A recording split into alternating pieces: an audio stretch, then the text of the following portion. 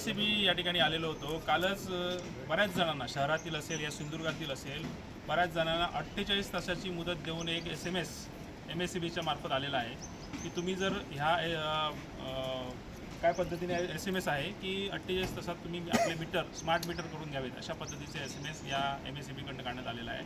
त्या संदर्भात आम्ही त्यांना जाब विचारण्यासाठी या MSCB कार्यालयामध्ये आलेलो होतो. खरं म्हणजे कालच मुख्यमंत्री महोदय या राज्याचे मुख्यमंत्री देवेंद्र फडणवीस साहेब यांनी कालच आवाहन केलं होतं की कोणाची NOC घेतल्याशिवाय कोणालाही अदानींचा स्मार्ट मीटर बसवण्याची मुभा दिली गेलेली नाही आहे. त्यामुळे NOC घेतल्याशिवाय कुठचाही स्मार्ट मीटर बदलू नये असा ग्राहकांना सिंधुदुर्गातल्या जे MSCBचे ग्राहक आहेत आणि जी जनता आहे त्यांना आम्हाला असं आवाहन करायचं आहे की कोणीही ह्या भूलथापांना बळी पडून किंवा अदानीवाल्यांचे जे कर्मचारी त्या ठिकाणी येतात आणि जे जबरदस्तीने जे मीटर बदलत आहेत अशांना तुम्ही हकलून लावलं पाहिजे. कारण असे NOC घेतल्याशिवाय कुठचाही मीटर बदलण्याची तजवीज किंवा त्यांची मुभा अशा MSCBने त्यांना दिलेली नाही आहे.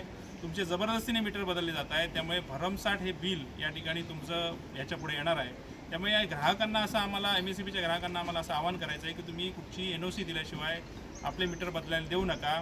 आणि ते बघा की NOC कोण देत आहे का त्याच्या विरोधात जर जाऊन जर MSCBवाले किंवा अदानीचे मीटरवाले जर तुमचे मीटर बदलले असतील तर तुम्ही आमच्याशी संपर्क साधा. आम्ही ह्या MSCBला जाब विचारल्याशिवाय राहणार नाही. ह्या जिल्ह्यामध्ये सगळं आलबेल चाललेलं आहे. पालकमंत्री महोदय नितेश राणे हे सगळं बघतायत आणि MSCBसुद्धा ह्या गोष्टी म्हणजे MSCBचे अधिकारीसुद्धा ह्यांना ऐकत नाहीत अशी भूमिका या ठिकाणी जिल्ह्यामध्ये खरं म्हणजे झालेली आहे. कुठचाच अधिकारी ऐकत नाही. आता MSCBवाल्यांच्या अधिकाऱ्यांना आम्ही विचारलं तुम्ही अदानींच्या यांना दिलेलं आहे का तुम्ही परमिशन, तर त्या पद्धतीने त्यांनी कुठचीही परमिशन दिलेली नाही. आम्हाला हा GR दाखवण्यात आला. त्या GRमध्ये असं कुठेही लिहिलेलं नाही की उपस्थितीमध्ये कोणाचे मीटर बदलायचे आहेत.